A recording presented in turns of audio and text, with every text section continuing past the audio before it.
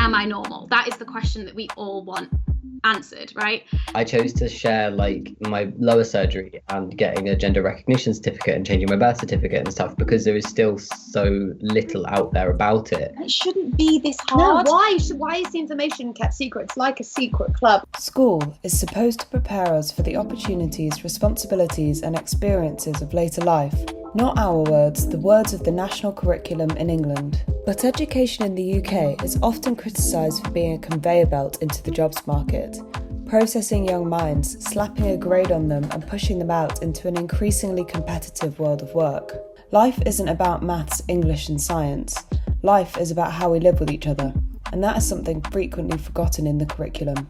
In 2016, Terence Higgins Trust surveyed young people about sex and relationships education. Half of respondents rated their sex education as either poor or terrible, and only 5% of young people were taught about LGBT relationships. Sex and LGBT relationships education is now compulsory, but for many that's simply too late. But where the education system has failed, YouTubers have stepped up to fill the gap.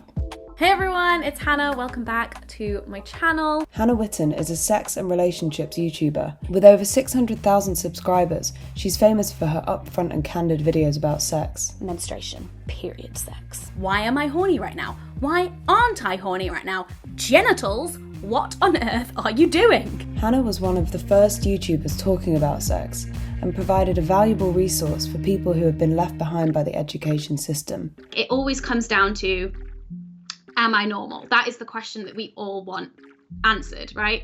In school, my sex education actually was better than some others that I've heard, but it was still very focused on prevention, how not to get an STI, how not to get pregnant, even like how not to get raped, like without any context, without any emphasis on language, on pleasure, on consent. We got shown photos when I was about 14 years old, photos of genitals that had untreated STIs, and that was supposed to kind of scare us into, you know, not having unprotected sex. But what it actually did was just really stigmatize STIs, and for years after that, I had this idea in me that STIs were disgusting and that anyone who got one was stupid and gross, which is so not true, and it took so much unpacking. For a long time, the emphasis on sex education in schools has been focused on safety, pregnancy and STIs.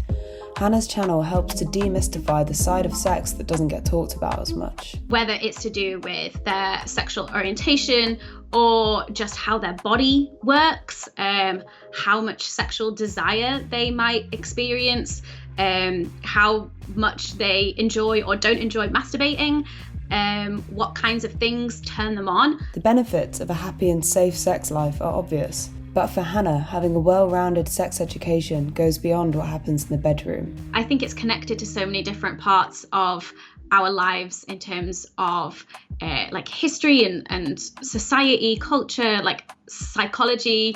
It just plays into all of these different things, and politics as well. And at the time that I had started making YouTube videos, that was also when I was learning all of these things about sex. A key difference between learning through YouTube and a set curriculum is that there is a shared journey between the viewer and the YouTuber.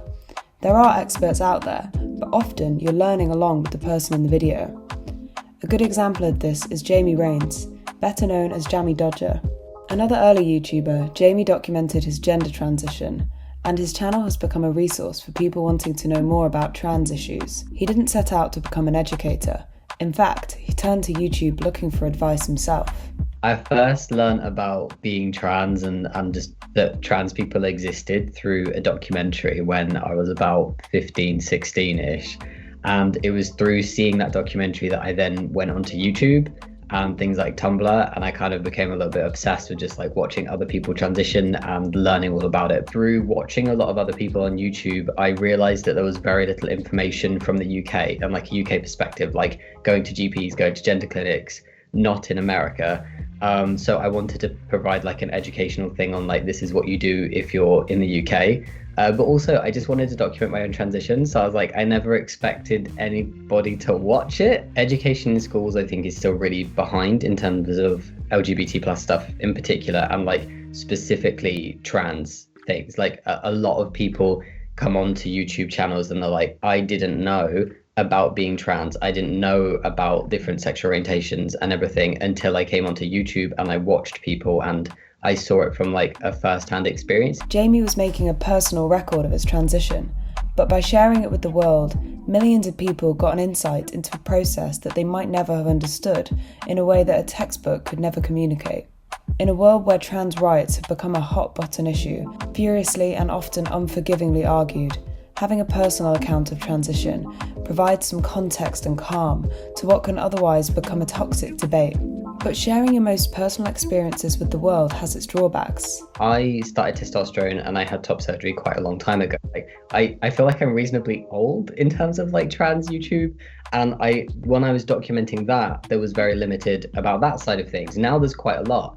But I chose to share like my lower surgery and getting a gender recognition certificate and changing my birth certificate and stuff, because there is still so little out there about it that although it feels very personal, off camera I set a very like hard line of what I will share and what I won't share. Married couple Rose and Rosie, whose massive YouTube channel has become an integral part of lesbian and queer culture, also feel the pressure of becoming accidental educators. I don't want to be known as an influencer or as an educator because I think it's a lot of responsibility. I'm not a trained professional. I'm not a teacher.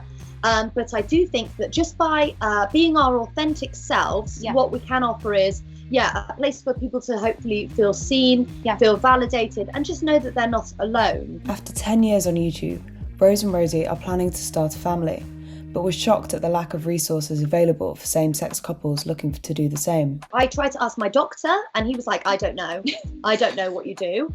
And so in the end, we randomly asked a lawyer that we knew who happened to be gay and had a baby with her wife. Mm-hmm. And we were like, what do we do? What is the process? And she was like, well, there's so many different processes, but you can go to this particular clinic. They have an open day specifically for gay, queer, same-sex couples. All the other clinics are set up, again, like I mentioned, for straight people. Well, we knew that there would be sperm involved, but that was pretty much the extent of our knowledge.